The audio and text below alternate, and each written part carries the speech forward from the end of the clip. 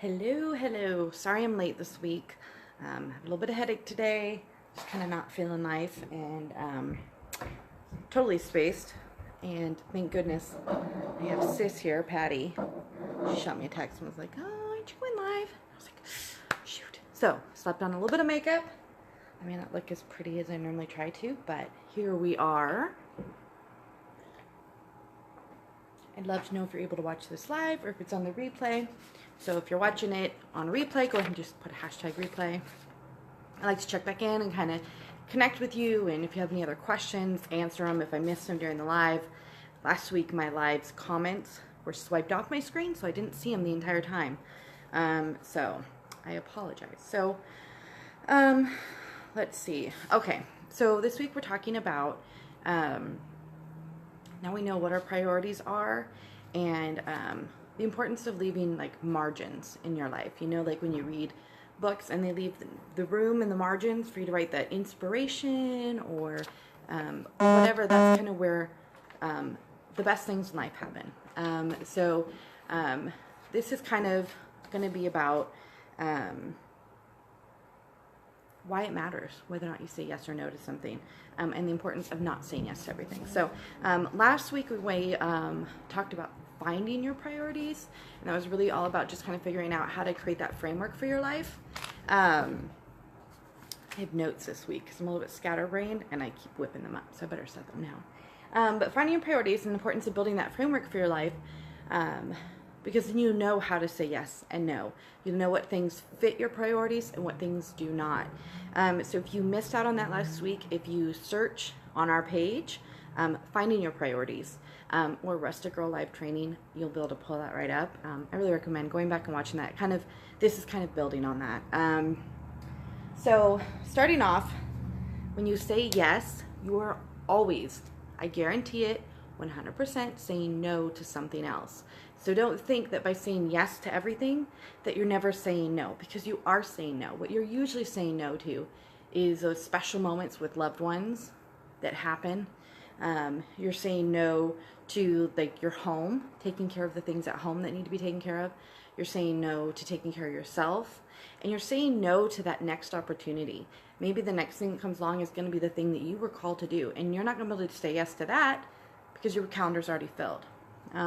So keep that in mind that, especially if you're more of a people pleaser, I used to be that way. I really had to learn to not be that way, because we get so focused on never saying no and always saying yes, and you are in fact saying no every single time. Also, time's limited, energy's limited, coffee is even limited, guys. We like to think that we're superwoman and we can do it all, but you can't. You need to make sure you're not overdoing it, because you will run out. At the end of the day, how many times do you have, I know growing up, Patty, she would always have this mile-long to-do list. And so no matter what, at the end of her day, she might not be happy I'm sharing this, but no matter what, at the end of the day, there was stuff on her to-do list that she never finished. And so she made her list too long, and she put too much on her plate. And so she was never able to stop and rest. I don't think there was ever a time my mom sat down and watched a movie with us. Just hanging out. She was always working on something. She had her bills there, something. She was working on something every single time. And so I think that there's an importance of not overdoing it so that you can, A, feel a sense of accomplishment at the end of the day. That's going to keep you motivated to keep going. And B, so you can have those moments to just pause and rest and enjoy the people you're with. So get it out of your head that you can do everything, because you in fact cannot. I'm sorry. I can't do everything. Nobody can. So maybe God can do everything, but people, no one can do it all. So try to keep that in mind. Don't feel guilty about saying no, because you can't do it all. So really try to ingrain that in your brain that you can't do everything, and that's okay. That's not something to be sorry about. And when you're looking at your calendar, it's so easy to think, oh, like I have like 3 days this week. I don't have something on the calendar. I know, I'll go call up Jim Bob and hang out with them, or I will, someone's taking a picture of me doing the live, and that's really weird. Or I will, I can do this other thing, or I should go out here. And then,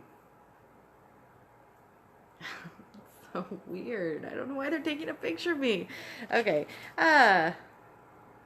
Those open spots in your calendar, those margins, like as I call them, that was kind of my word for this year, was to do the margins. And so those open spots are the spots where some of the best things in life happen, because you're not planning for it, you're not working for it, it just happens and you're able to enjoy it.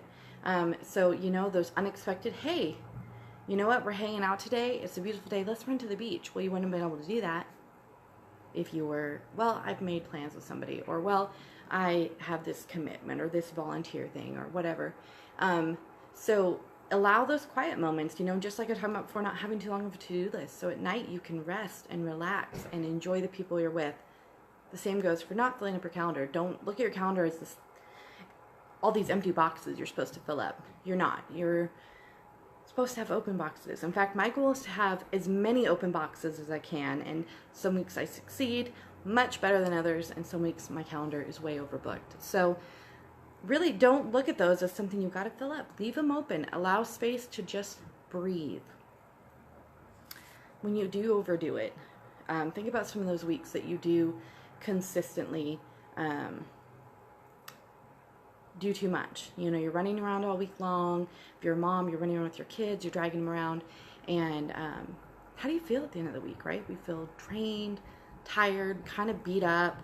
So when you overwork yourself, when you overbook yourself, that's going to lead to burnout, and it's going to be burnout in your health, both your emotional and your physical health, in your relationships with your friends, with your family, with your spouse, as a parent, and in your work, and your art, and your creativity, and what you're doing, what you're passionate about. You're going to not want to do it anymore because you're tired and you're just kind of done.